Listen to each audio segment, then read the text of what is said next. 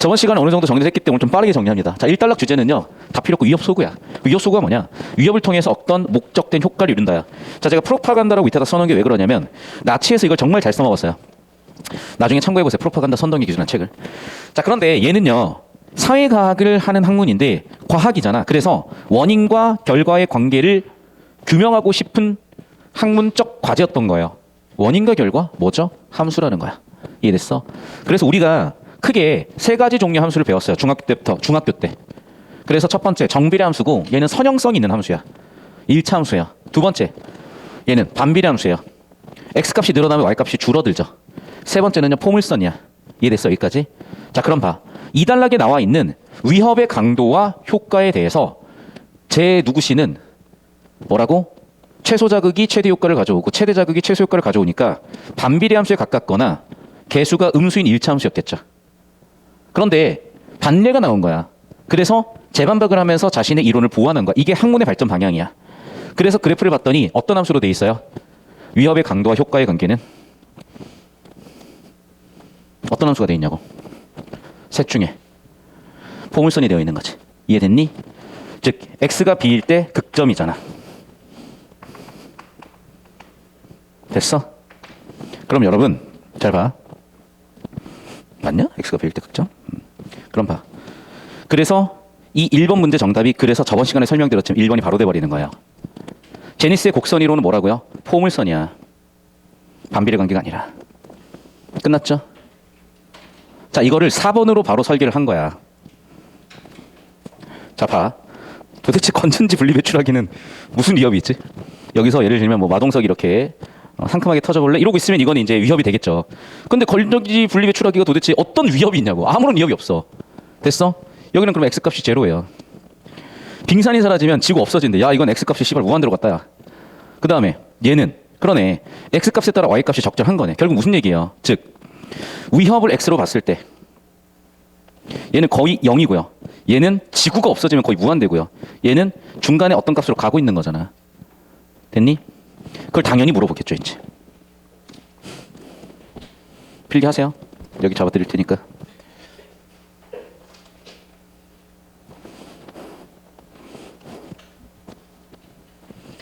다시 적으세요.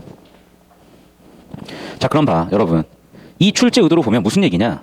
이걸 그래프로 제가 표현해 볼게요. 그래프로 표현해 보면은 자, x는 위협의 강도야. y는 변화 정도야. 그럼 봅시다, 여러분. 지금 위협의 정도가 가장 약한 건 가죠. 위협의 정도가 가장 강한 건 나죠. 중간 다리는 다죠. 제니스에 따르면은 그래프는 이렇게 된다고 얘기했어. 맞습니까? 정답 5번이죠. 최소한의 위협을 쓴 건 뭐야? 가죠. 맞잖아. 이해됐어? 위협이 아예 없으니까 아예 최소한이죠. 제로죠. 5번 끝이야. 그래서 실생활 문제를 이렇게 엮어낸 거예요. 여러분 수학 실생활 문제가 이제 없더라고 보니까 고3은. 맞지? 옛날에는 예를 들면 뭐 수학 외적 문제 해결이라 그래서 지수로그 함수 문제를 실생활 상황에 엮어놓고 문제를 풀러가는 문제들이 한 문제 정도 나왔었거든요. 문과가 한 문제 나왔겠다. 근데 이제 없어졌더라고. 누가 짬 처리 받았어? 국어가 짬 처리 받은 거야. 또 심지어 사탄 같으면서 짬 처리 받았어요. 이제는 사탄도 오시면 알겠지만 간단한 계산 문제가 간단하다. 존나 복잡한 계산 문제 많이 나오던데. 사회탐구나 이런 거 보니까 아닌가? 그렇다고.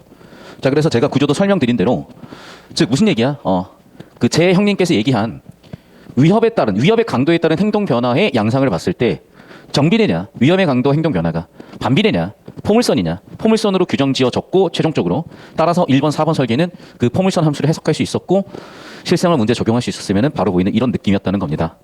이게 바로 보인다는 건 이렇게 풀라는 얘기야. 여기서 변별이 되겠지. 그러니까 국어에서 전국 만점자가 28명도 안 나오는 거예요. 여기까지 됐습니까? 자, 두 번째. 로저스의 방어 동기 이론은 표를 그리라는 거예요. 그런데 역시도 제가 수학적으로 해석하면 얘는 합성함수가 된 거죠. 그러니까 기존의 이론은 뭐냐면 위협의 강도에 따른 행동 변화라면 여기서는 위협 소구의 구성 요소에 따라서 인지 평가를 하고 그 결과 태도 변화가 이어지는 합성함수 관계로 설명을 해놓은 거야. 표 처리는 물론 이거니와. 아시겠어요? 왜 이걸 자꾸 제가 설명을 하냐? 인간의 두뇌 뉴런은 정확하게 수학적으로 모델링 되어 있어야 되더라. 그래서 이걸 그대로 옮겨놓은 게 AI 펍세트론인 거잖아. 그래서 우리가 수학을 배우는 이유는 이것 때문에 배우는 거예요. 근데 하고 있는 거 보잖아. 깝깝해. 가끔씩 보면 뭐하러 공부하는지 모르겠어. 여러분이 아니라. 여러분 탓 없어요. 근데 성인이 되면 여러분 탓이 되기 때문에 잘 하셔야 되는 겁니다. 그리고 5단락, 6단락은 이제 위협 속에 관련된 분류를 좀 해놓은 지문들이야. 내용들이야. 그래서 제가 구조도 이렇게 적어드린 겁니다. 되셨나요? 이것도 수학적으로 보면 이거야. 자, 위협에 따라 이득이 있냐 손실이 있냐야. 결국 무슨 얘기야? 기울기가 양이냐 음이냐. 얘도 해석을 하자면. 이게 위협이야. 위협에 따라서 네가 근데 이걸 안 하면 또는 하면 너한테는 양의 값이 주어질 거야. 네가 이걸 또는 하면 안 하면 위협에 따라서 너가 선택을 행동을 하면은 위협이 더 커질 거야. 문제가 더 커질 거야. 됐어? 그래서 음수값으로 주는 게 손실, 양수값으로 주는 게 이득이라고 해석을 해보시면 훨씬 간단하게 이해가 될 거예요. 왜냐하면 여러분 희한하게 수학 실력이 절대 능력으로 훨씬 뛰어나. 수학만 해서. 생각해봐. 니네가 고등학교 3년 동안 수학에다가 쓴 공부량이 80%가 될 거야. 그러니까 수학적으로 설명하는 게 요즘 학생들은 훨씬 더 설득력 있는 설명 방식이더라고요. 잘 따라오십시오. 자, 1단락 따라가 보겠습니다. 주제 세팅. 매스 커뮤니케이션의 설득 전략 중 하나의 위협 소구라는 게 뭔지 정의를 하죠. 어떻게 한다고요? 수신자에게 위협이나 공포감을 불러일으켜서 뭐 하고 싶은 건데 끝났네. 설득하고 싶은 거구나. 예시가 있었고요. 존나 무섭네. 자, 그래서 쭉 봤는데 하고 싶은 얘기는 이 뒤쪽이죠. 그래서 봐. 지금 하고 싶은 얘기는 뭐냐면 위협 소구의 수준에 대한 얘기입니다. 위협 수준의 수준에 따라서 어떻게 된다고? 효과가 달라지는 거예요. 왜? 이런 요소들이 개입을 함으로써. 결국 정리하면 뭐야? 위협 소구가 글의 주제고 인과관계를 규명하는 게 글의 주제가 된 것이죠. 자, 그래서 인과관계를 규명하는데 첫 번째는 뭐냐면 위험의 강도였던 거고 제니스라는 분이 처음에 최초로 연구를 하셨나 봐요. 자, 그래서 어떻게 됐냐? 처음에 어떻게 됐어? 강력한 위협, 중간 정도 위협, 최소한 위협을 줬는데 결과적으로 어떻게 됐니? 역이 아니죠. 정확하게는 기울기가 음인 일차함수 또는 반비례함수꼴이 나와버린 거죠. 다시 이걸 이렇게 써주면 이해할까 니네가? 써줄게. 자, fx는 y에서 즉 이 x값이 위협의 강도라고 정의하고 y는 변화의 정도라고 했을 때 됐니? 지금 위협의 강도가 커질수록 오히려 변화의 정도는 작아지더라. 그러면 이걸 첫 번째 반비례 또는 기울기 a가 음인 일차함수로 해석할 수 있지만 일반적으로는 얘는 반비례로 해석을 하죠. x값이 증감에 따라 y값이 감소하는 경우라고 중학교 때 정의했다시피. 그래서 제니스의 첫 번째 실험에서는 뭐로 봤다는 거야? 반비례 함수로 봤다는 거예요. 또는 기울기가 음인 함수로 봤다는 거예요. 됐죠? 그러나 이후 진행된 위협소구 연구에서 레벤달이라는 사람이 반례를 드는 거야. 자, 그래서 대안을 해줘야 되는 거죠. 자, 그런데 여기서 잠깐 언급된 건 뭐냐면 자, 위협의 강도가 중요한 게 아니라 더 중요한 건 뭐라고? 메시지 전달자의 권고래요. 그게 얼마나 설득력을 지니느냐. 저는 이거를 이렇게 얘기할게. 잘 들어. 위협의 강도라는 건요. 언어적 요소야. 여기는 비언어적, 반언어적 요소야. 그래서 메시지 자체보다는 뭐가 중요하다? 메신저가 중요하다. 이런 내용을 얘기한 걸로 좀 봤어요. 자, 근데 어쨌든 결론은 뭐야? 수정 보완을 통해서 그래프 해석을 했었어야 되는 거죠. 결국 어떤 그래프로 갔다? 포물선 그래프로 갔다. 이해되셨습니까? 그래서 곡선 이론이 되었다. 즉 최저 수준의 위협과 최고 수준의 위협보다도 중간의 적정 수준에서 극대값을 갖더라. 이해됐습니까? 여기까지입니다. 그게 바로 곡선 이론이더라. 제니스에. 그래서 뭐라고? 곡선, 즉 포물선을 만들더라. 그래서 정리하면 뭐라고? 네, 최소 최대가 중요한 게 아니라 중간이 가장 큰 효과를 갖고 오더라. 중간에서 극대값을 갖더라. 자, 그럼 이 표는 뭘까요? 구성 요소에 따라서 인지적 평가 과정 그리고 그에 따른 행동 변화라는 합성함수로 오겠다는 것. 합성함수. 4단락. 표처리를 해야 되겠죠? 표처리 바로 읽어봅시다. 유해성의 크기, 발생 가능성, 공고 방법의 효율성을 판단하는 건데 자, 가능성이니까 확률이죠. 확률이니까 예상이죠. 크기 값을 기준을 가지고 평가하는 거고요. 방법에 대해서 이거 뒤쪽에 보면 알겠지만 믿음이라기보다는 방법에 대해서 타당성이라는 어휘를 쓰더라고. 지문에서는. 적합성이라는 어휘를 썼어요. 적합성. 자, 그러면 이러한 평가를 통해서 다시 이런 평가를 통해서 결국 산출되는 거죠. 태도 변화가 있을 것인지 없을 것인지 false인지 true인지 이게 바로 퍼셉트론이 정보 처리하는 방식이잖아. AI가 정보 처리하는 방식이잖아. 자꾸 이 얘기를 하는 이유가 이렇게 설계할 거기 때문에 얘기를 하는 거다. 당장 수능 지문에서도. 알겠죠? 계속 가 4달러. 그러니까 존나 어렵지 내 수업. 따라와 그냥. 이 어려운 걸 이해했는데 1등급 안 돼 있겠어요? 졸리면 주무셔 빨리. 그냥 푹 엎어져. 엎어져서 들어도 돼. 괜찮아. 꾸벅꾸벅 하지 마. 힘들어. 로저스 목 부러지겠어. 막 목 부러지겠어 지금. 빨리 자. 로저스는 위협의 소구의 구성 요소로 묘사된 사건의 유해성의 크기, 두 번째 발생 가능성, 세 번째 효율성들을 판정할 거고, 자, 이 x 값들이 y 평가의 과정을 거칠 겁니다. 그 결과 태도 변화라는 값으로 이어질 겁니다. 됐습니까? 그런데 다시 첫 번째 C1에 대해서 유해성의 크기가 그렇게 크지 않다, 기준 이하라고 보거나, 두 번째 예측일과 확률이 낮다고 보거나, 세 번째 행동의 방법이 적합하지 않다고 보면 당연히 결과값도 없을 것이다. 자, 그 다음에 오달락은 뭐라고? 종류를 나눠놨죠. 두 가지가 있는 거야. 즉 위협소구가 너 이거 안 하면 큰일 나, 또는 이거 하면 큰일 나 로 갈 것인지, 너 이거 하면 이득이야, 너 이거 안 하면 이득이야 로 갈 것인지요. 됐습니까? 그래서 손실의 차원으로 갈 것이냐, 이득의 차원으로 갈 것이냐. 너가 행동 변화를 했을 때 그건 손실이냐 이득이 되느냐.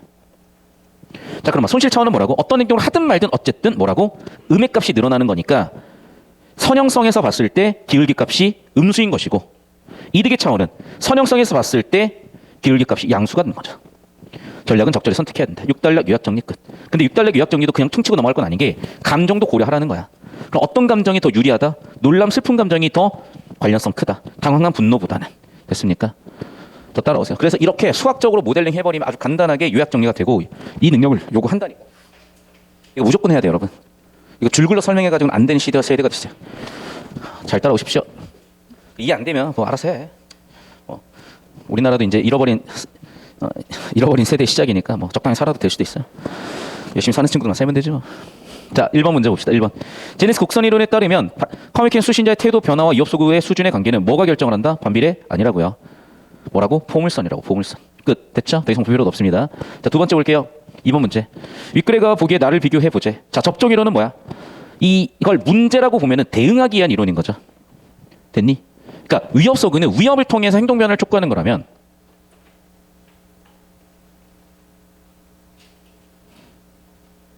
우리가 주체적으로 살아간다면 이 행동 변화의 정도를 낮추는 것도 하나의 방법이 될 수도 있겠잖아. 됐어? 수신자가 지닌 신념이나 태도에 반하는 주장, 위협을 약하게 노출시킴으로써 외적 변화의 저항력을 가지게 한다는 거야. 됐어? 요인에 따른 저항력. 그러니까 잘 들어. 위협에 따른 행동 변화의 크기를 연구한 이론이 윗글의 내용이라면, 여기는 뭐라고? 그 변화 요인에 저항력을 갖게 만드는 거. 주체적으로 살게 만드는 것이야. 그래서 어떻게? 미리 무뎌지게 만든다는 거예요. 무뎌지게. 약한 자극을 줘서 무뎌지게 만들면 저항력이 생기더라. 그러면 되게 간단한 거예요, 여러분. 자, 봐. 가와 나를 비교해봐. 표 그려봐. 그러면 답 깔끔하게 나와요.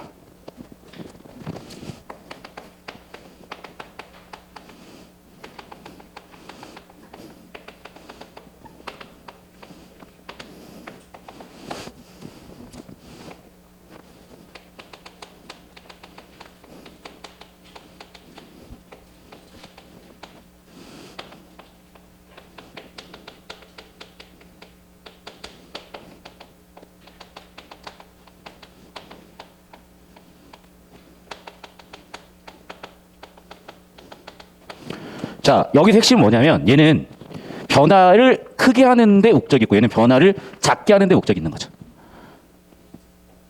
자, 이걸 그래프로 그려볼게. 자, X 위협의 크기라고 할게요. 그러면 어쨌든 위협의 수준에 따라서 정비하기 힘들지만은, 자, 어쨌든 태도 변화가 클 수도 있고, 또는 얘는 태도 변화가 작을 수도 있죠. 다시 그냥 위협의 크기라고 하지 말자. 위협에 따라서, 위협이란 요인에 따라서 얘가 어떻게 반응하는지 보는 거야. 이해됐어? 즉 정리하면 y는 ax, y는 ax인데 여기는 y는 ax, 여기는 y는 bx라고 해봅시다. 어떤 얘기예요? 이 얘기야. 됐어? 이해되죠? 수학 배웠죠 다들? 위협에 따른 태도 변화의 정도를 낮추겠다는 얘기예요. 위협에 따른 태도 변화의 정도를 높이겠다는 얘기라고. 오케이? 가는 위협에 따른 태도 변화를 높이겠다. 나는 위협에 따른 태도 변화를 낮추겠다. 그게 바로 정답 5번이죠. 위협에 따른 태도 변화를 높이겠다. 나는 위협에 따른 태도 변화를 낮추겠다. 정답 4번, 5번 끝이라고. 어떤 느낌인지 알겠어요? 뒤지기 어려운 거예요, 사실은. 근데 어려울 것도 없어. 손만 잘 따라오면 돼. 오케이? 지금 이해 안 되는 건가, 이반 분위기? 이해되는 거지? 이해된다, 손. 잘 모르겠다, 손. 오케이. 너무 벙쪄 있어가지고. 잘 따라와요. 자, 레드는 죽음의 위협을 멀게만 느끼는 10대들에게 에이즈 예방을 하고 싶어. 쭉 생각을 해보니까 이제 뭐래요? 자, 일단은요. 자, 5단락 주제가 들어가 있어. 부정적 영향을, 즉 5단락에 두 가지가 있었죠. 뭐라고? 손실 차원이죠. 손실 차원. 그러니까 손실 차원이 더 효과적이라고 본 거고, 또 여기에는 시간. 그래서 즉시성이 훨씬 더 효과적이라고 본 거죠. 됐습니까? 그래서 손실 차원이 더 효과적이고 즉시성이 더 효과적이라고 본 거야. 자, 힐의 연구를 봤어요. 레드의 연구는 그랬고요. 힐의 연구를 봤더니 어떻게 됐어? 중간 정도 수준의 위협 소구가 효과가 최소화된 수준이나 강력한 수준 위협보다 훨씬 높았다. 이거 포물선 우리 3단락에 나와 있는 제니스 형님하고 동일한 거죠. 힐은 최소한 수준의 위협 소구는 제대로 전달하지 못하고 너무 강력하면은 두려움과 결합돼서 지나친 위협으로 받아들이면서 오히려 거부하더라. 오케이. 됐습니까? 지문 내용을 적용하면 두 가지야. 자, 좀만 집중해라. 마지막 문제다. 레드는 뭐라고요? 손실 차원과 즉각성을 강조했고, 힐은 뭐라고요? 포물선 차원을 강조한 사람이야. 그러니까 정답 이러면 끝났죠. 이득의 차원이요? 손실 차원이라니까. 얘기했지? 문항 어떻게 설계됐어? 5단락 독립문항이잖아. 얘만 지금 따로 놀잖아. 왜? 전부 다 지금 뭔데? 위협에 따른 행동 변화의 양상에 대해서 다뤘고, 얘는 다른 요인을 봤잖아요. 또는 다른 함수를 본 거잖아. 위협에 따라서 이득되는 걸 강조할 것이냐, 손실되는 걸 강조할 것이냐. 여기도 따로 놀고 있고.